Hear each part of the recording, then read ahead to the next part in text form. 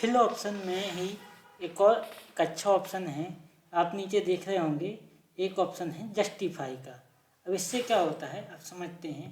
Example के तौर पे हम लें, हम यदि सेल में कुछ लिखते हैं जैसे कि hi this is a COPA class welcome you.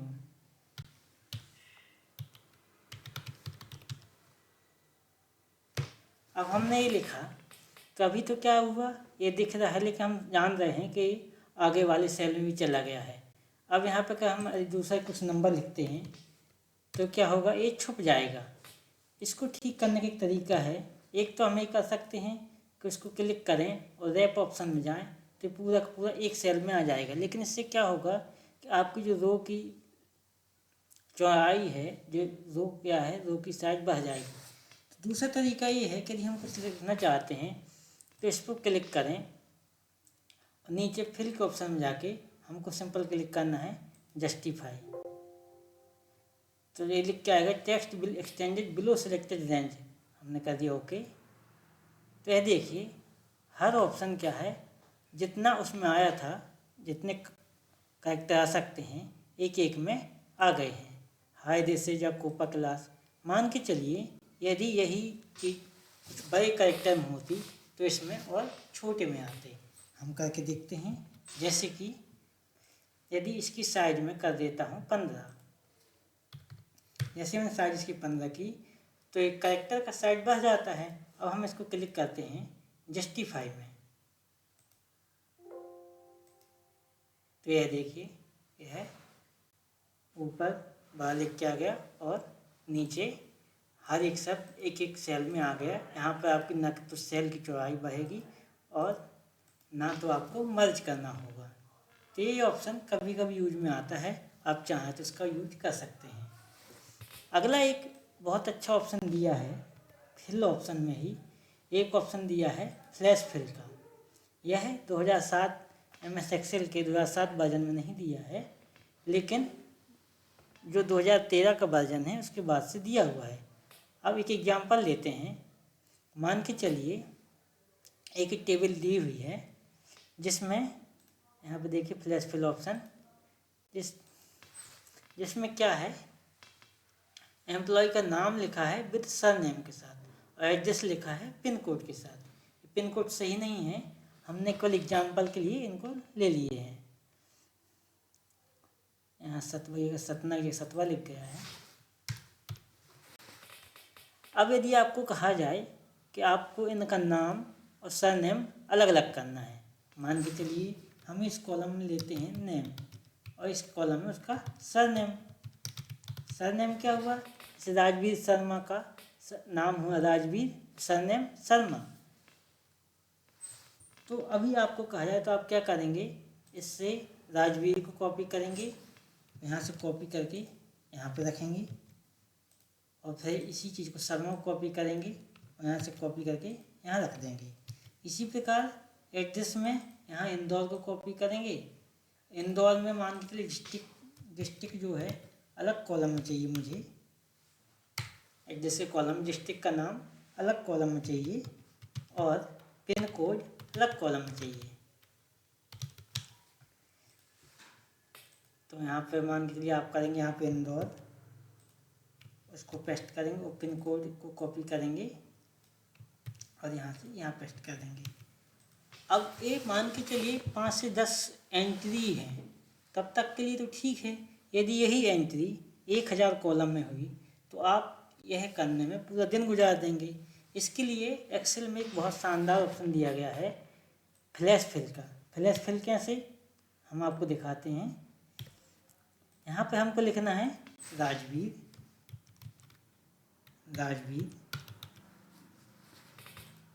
और यहाँ पर पूरी कॉलम को सिलेक्ट कर लेना जहाँ जहाँ तक हुआ है।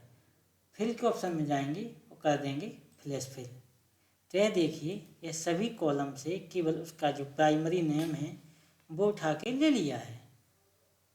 इसी प्रकार सरनेम में हम यहाँ पे लिख देते हैं शर्मा, इसको सिलेक्ट करते हैं नीचे तक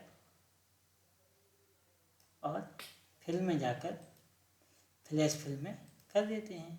तो ये अपने आप ही जो सरनेम है वो ले लिया है।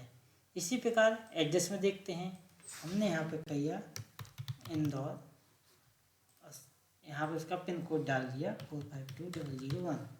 अब क्या करना है, इसको सिलेक्ट करना है, फिल में जाना है और फ्लैश फिल कर देते हैं। इसी प्रकार इसको सिलेक्ट करना है,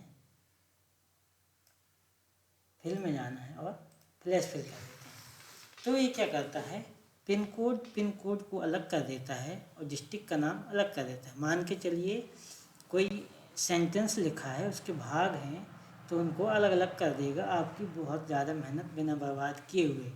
एक चीज़ समझिए, यहाँ पर ये केवल ग्रुप वाइज करता है, ग्रुप देखता है। अब मान के चलिए यहाँ पर यदि मैं लिखता हूँ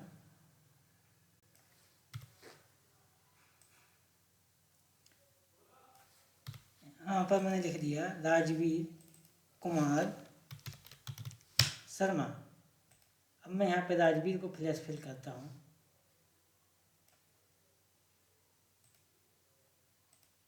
और यहाँ से करता हूँ शर्मा को फ्लैश फिल।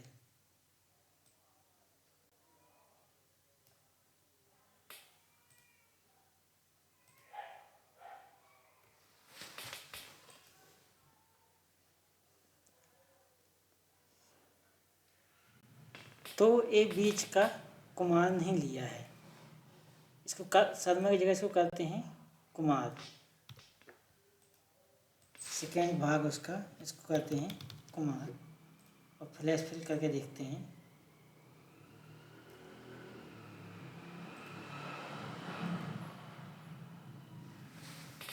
तो देखिए यहाँ पर एक्सेल कंफ्यूज हो गया कि कुमार जो उसका फर्स्ट नेम है या सर नेम है, तो इसलिए उसने फर्स्ट नेम उठा के दोबारा से रख दिया। इसलिए आपको ध्यान रखना है, जब भी फ्लैश फिल ऑप्शन का उपयोग करना है तो आपका डेटा एक सा होना चाहिए। अर्थात यदि किसी एक सेल में डेटा के 2 भाग हैं तो सभी सेल में डेटा के 2 ही भाग होने चाहिए, तभी आप फ्लैश फिल ऑप्शन का उपयोग कर सकते हैं। इसलिए तरीके से आपका डेटा करेक्ट नहीं होगा।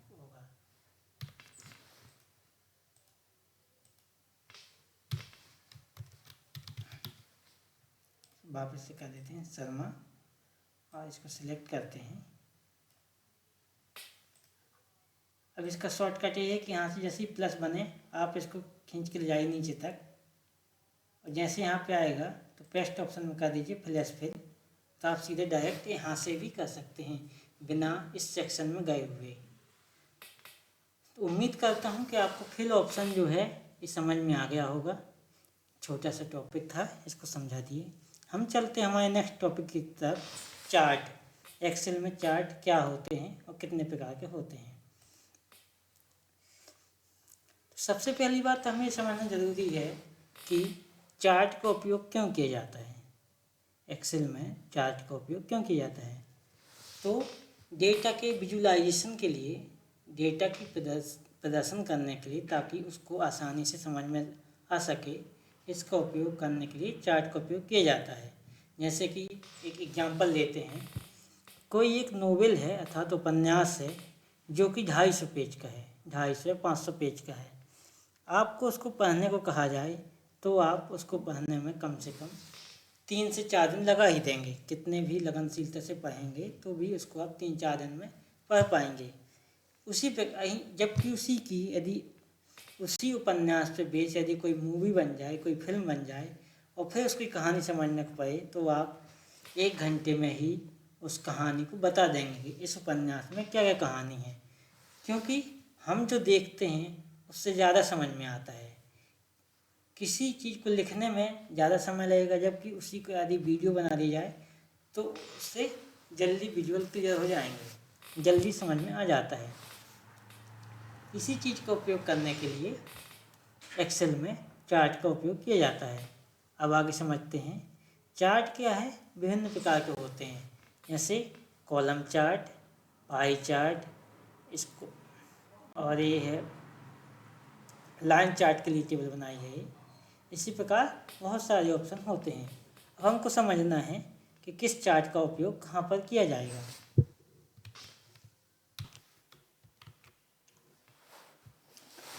देखिए एक्सेल में क्या है, चार्ट तो बहुत से दिए हुए हैं, यह हमारे स्वविवेक पर आधारित है कि हमें वहाँ पर किस चार्ट का उपयोग करना है। तो सबसे पहले तो हम ये समझें कि किस चार्ट का उपयोग किस कंडीशन में किया जाएगा। और चार्ट का उपयोग क्यों करना है, क्योंकि डेटा को हम आसानी से समझा सकें। अब जैसे कि यह एक टेबल दी हुई है जिसमें एक इलेक्ट्रॉनिक प्रोडक्ट की दुकान है, जिसमें एक साल में वह कितना बिका उसका डेटा दिया हुआ है। अब यदि यहाँ पे आपसे पूछा जाए कि किस माह में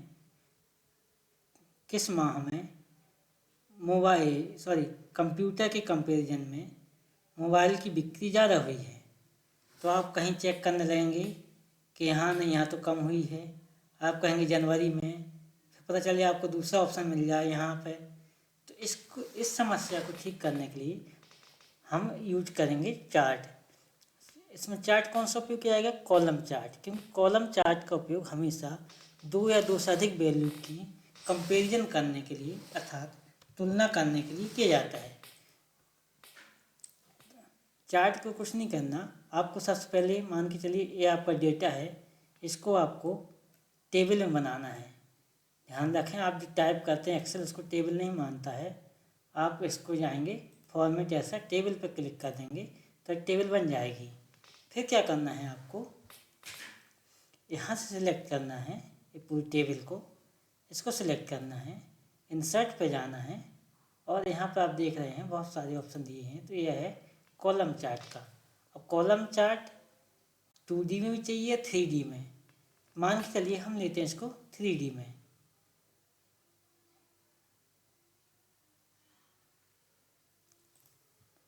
हमने इसको 3D में ले लिया इस प्रकार से। अब यहाँ पर देखिए, यहाँ पर जो ब्लू कलर डिनोट कर रहा है वो डिनोट कर रहा है कंप्यूटर को, अर्थात कंप्यूटर में सेल कितनी हुई उसको डिनोट कर रहा है ब्लू कलर। जबकि जो ये येलो कलर है ये डिनोट कर रहा है, ये बता रहा है कि मोबाइल की बिक्री है। और जो ग्रे कलर है वो बता रहा है जो अदर इक्विपमेंट थे इलेक्ट्रॉनिक्स के उसकी बिक्री है। अब हम देखें कि नवंबर माह में क्या है, सबसे ज़्यादा कंप्यूटर की बिक्री हुई, जबकि मोबाइल की बिक्री कम हुई और अदर इक्विपमेंट की बिक्री ज़्यादा हो गई। इसी प्रकार जनवरी माह में सबसे ज़्यादा बिक्री हुई किसकी, मोबाइल की, और सबसे कम बिक्री हुई कंप्यूटर की, और उसके बाद अदर इक्विपमेंट की। तो हम कितनी आसानी से इसको समझ सकते हैं, डेटा किसी को शो कर सकते हैं। अब चार्ट को और भी अलग तरीके से कर सकते हैं। हम मान के चलिए हमें जो है अदर इक्विपमेंट का डेटा नहीं लेना है, तो हम क्या करेंगे, यहाँ पर इसके फिल्टर ऑप्शन में जाएंगे, चार्ट पर क्लिक करेंगे, फिल्टर ऑप्शन में जाएंगे, जो अदर वाला कॉलम है इसको अनचेक कर देंगे। तो अब हमारा कंपेरिजन आ जाएगा। एक मिनट,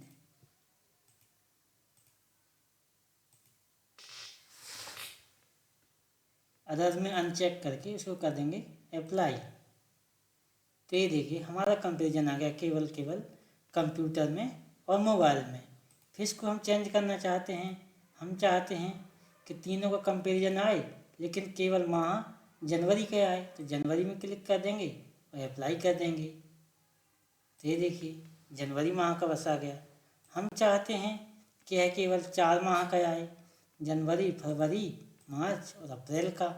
और किसका आए, कंप्यूटर का, मोबाइल बस का आए। तो इसको अनचेक करके फिर अप्लाई कर देते हैं, तो ये 4 माह का हो गया। तो हम बड़ी ही आसानी से चार्ट में सुधार करके हम डेटा को शो कर सकते हैं, आसानी से समझा सकते हैं। और क्या कर सकते हैं इसमें, हम चाहते हैं भाई कि ये चार्ट का टाइप चेंज करना है, हमको अच्छा नहीं लग रहा है, हम क्या करेंगे, हमको इस टाइप का चार्ट चाहिए, तो इस टाइप का चार्ट ले लीजिए आप। ये हो गया। अर्थात आपको एक्सेल में बहुत सारे ऑप्शन दिए गए हैं जिससे आप डेटा को शो कर सकते हैं। इसको हम सभी को कर देते हैं।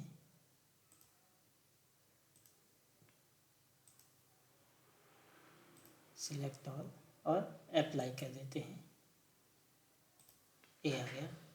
अब ठीक ये तो हुआ कॉलम चार्ट। अब यहाँ पे हम चार्ट का टाइटल दे सकते हैं। मान के चलिए हमारा लिखा है यहाँ पे इलेक्ट्रॉनिक सेल। हमें चार्ट का टाइटल दीजिए।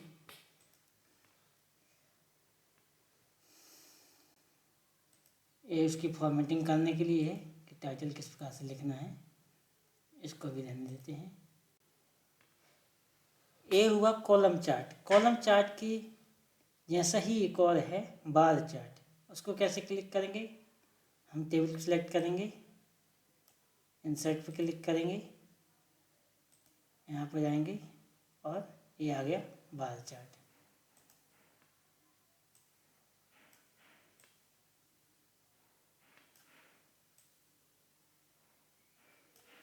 कॉलम चार्ट में जहाँ हम डेटा को लंबवत देखते हैं, इस प्रकार में डेटा को तिरछा करके उधर दिखाता है। इसमें भी सेम वही ऑप्शन है। हम चाहें तो चेंज कर सकते हैं। हमें चाहिए केवल कंप्यूटर की सेल और मंथ की। अप्लाई कर दीजिए, आपको कंप्यूटर की सेल आ जाएगी।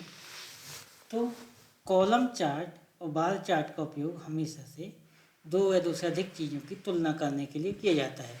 उम्मीद है आपको ये चार्ट समझ में आ गया होगा। चार्ट में और बहुत सारी फॉर्मेटिंग की जा सकती है। इसमें 2D चाहिए, 3D चाहिए। एक डिजाइनिंग वाले ऑप्शन में क्लिक करके स्टाइल, कलर सब चेंज कर सकते हैं। ये चेंज कर दो, ये अच्छा नहीं लग रहा और नीचे आओ, ये चेंज कर दो।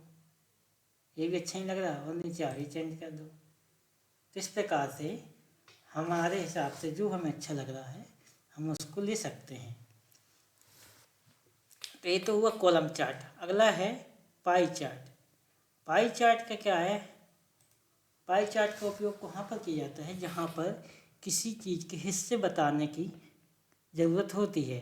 अर्थात मान के चलिए ये ITI कॉलेज के स्टूडेंट का डेटा है जिसमें टोटल स्टूडेंट कितने हैं? 200 हैं। 200 सीट फिल हो सकती है।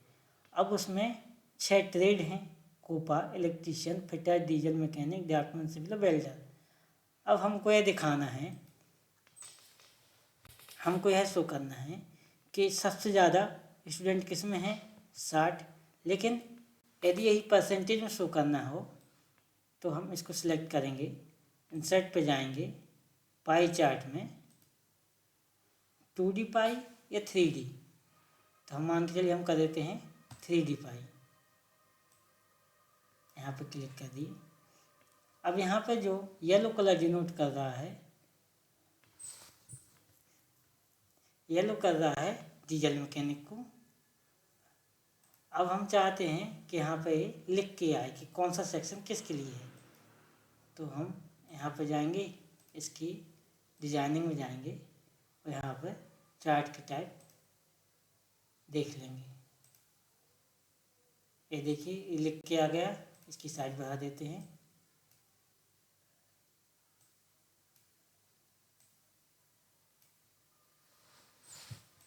चार्ट के टाइटल में दे देते हैं number of student in ITI college या परसेंट।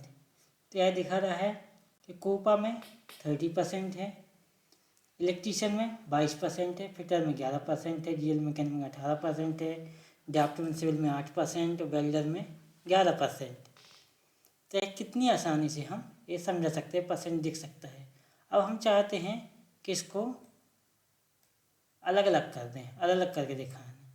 तो फिर डिजाइनिंग टैब में जाएंगे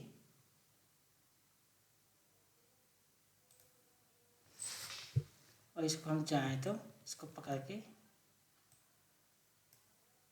ऐसे अलग भी कर सकते हैं। तो ये कितनी आसानी से दिख जाएगा कि कोपा का अलग भाग कर दिए, वेल्डर का अलग कर दिए, इलेक्ट्रीशियन का अलग कर दिए। और इसको वापस से सही करना है तो ऐसे कर दो, एक हो गया।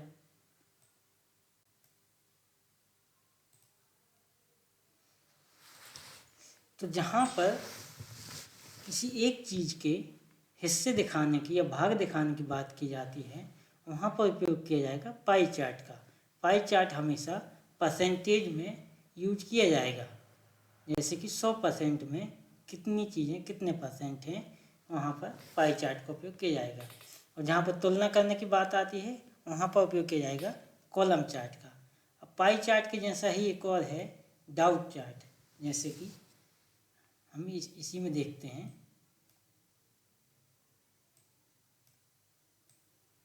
पाई चार्ट में क्या है, पाई चार्ट में एक व्हील बन के आता है, जबकि डाउट चार्ट में एक सर्कल बन के आता है। इसको सिलेक्ट करते हैं, टेबल को इंसर्ट पे जाते हैं, पाई चार्ट वाले ऑप्शन में, या नीचे देखिए एक डाउट चार्ट आ गया।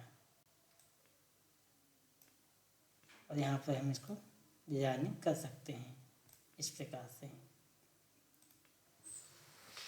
तो इसका भी कॉन्सेप्ट वही है, केवल डिजाइन चेंज है और चीज़ों को ये भी वैसे ही प्रदर्शित करता है। इसमें क्या है, इसमें कुल अंतर इतना है कि एक से अधिक चीज़ों को शो कर सकते हैं। जैसे कि मान के चलिए नंबर ऑफ स्टूडेंट थे कि किसमें 2022 में, यदि 23 की बात करें, 23 में मान के चलिए वैल्यू चेंज हो गई, यहाँ हो गई 25, यहाँ हो गया 45, यहाँ हो गया 65, यहाँ हो गया 48। तो यह देखिए डाउट चार्ट में क्या है, दोनों ईयर का शो कर दिया है। इसको हम सुधार सकते हैं।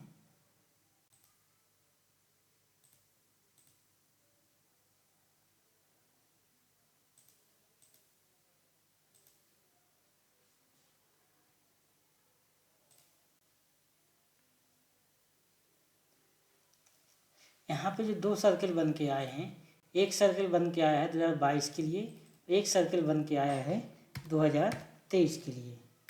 बस इसमें इतना अंतर है पाई चार्ट में और इस डाउट चार्ट में।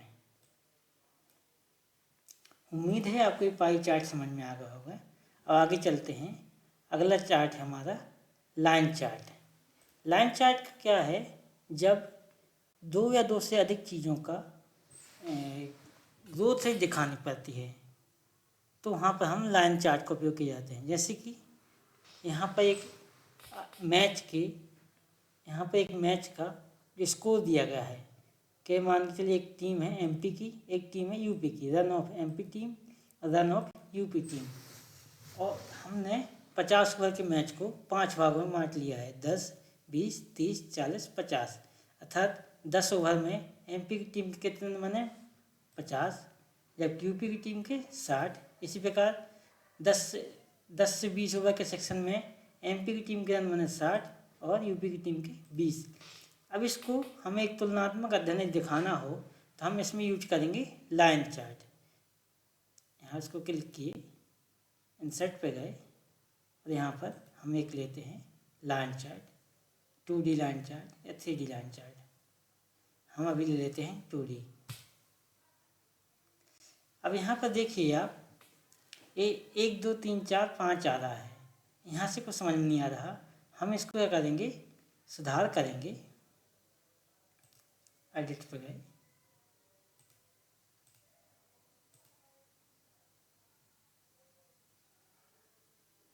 डेटा टेबल,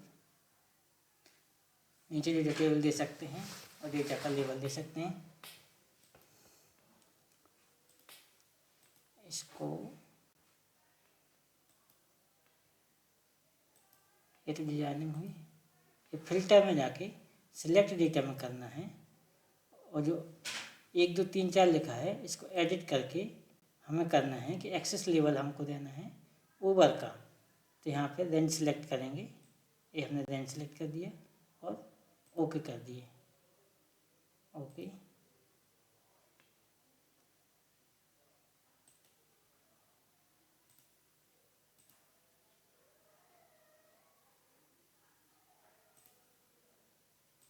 अब देखिए यहाँ पर दिख रहा है ओवर हो गए 10 से 50। इसको ओवर को भी हटा देते हैं फिल्टर से, ओवर हमें नहीं चाहिए, और अप्लाई। अब यहाँ पर देखिए 10 से 20 ओवर में जो येलो कलर डिनोट करता है वो करता है एमपी टीम को, रन ऑफ एमपी टीम। जबकि ग्रे कलर जो है, मैं इसको थोड़ा सा बड़ा कर देता हूँ, ये देखिए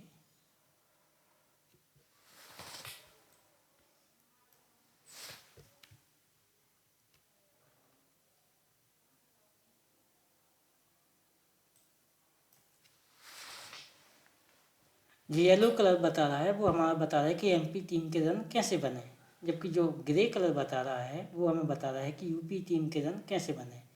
तो 10 से 20 ओवर के बीच में रन बने थे एमपी टीम के 50, तो ये 50 से शुरू हुआ है।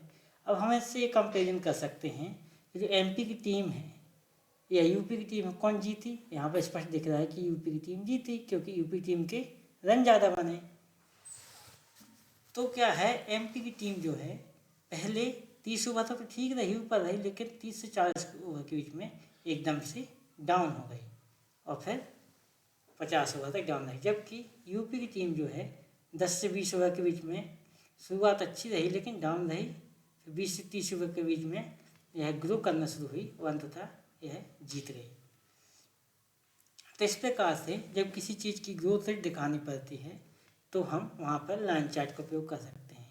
चार्ट में हम और भी एडिटिंग कर सकते हैं, जैसे कि इसमें हम एक्सेस तो हुआ है, अब क्या एक्सेस टाइटल के हम यहाँ लिख सकते हैं कि क्या है रन, और यहाँ पे लिख सकते हैं कि यह क्या है ओवर। जैसे यहाँ पे हम लिख दिए ओवर, यहाँ पे लिख दिए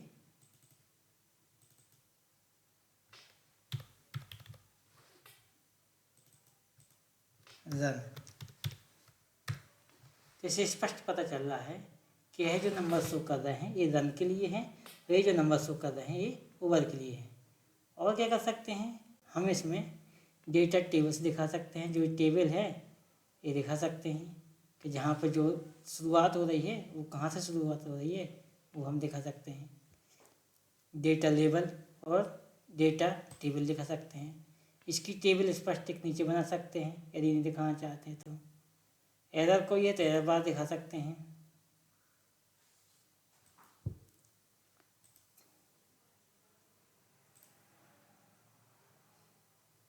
ट्रेंडिंग में दिखा सकते हैं कि किस टीम का जो ग्रोथ से चाहिए वो अप रही है डाउन रही। जैसे अभी यहाँ यूपी की करते हैं तो यह यूपी की ले लेगा, किसका अप रहा इसका डाउन रहा। तो आप ये प्रैक्टिकल करके देखिए, चार्ट में बहुत सारी चीज़ें हैं। अभी चार्ट और भी बाकी हैं, हम मिलेंगे नेक्स्ट वीडियो में। तब तक के लिए आप इनको प्रैक्टिकल करिए, एक बार पढ़िए, देखिए इसको क्या क्या कर सकते हैं, किस चार्ट का उपयोग कहाँ पर किया जाएगा, इस चीज़ का आपको विशेष ध्यान रखना है। मिलते हैं नेक्स्ट वीडियो में, तब तक के लिए धन्यवाद। वीडियो को लाइक करना और चैनल को सब्सक्राइब करना ना भूलें यदि आपको वीडियो पसंद आया तो। यहाँ तक बने रहने के लिए थैंक यू।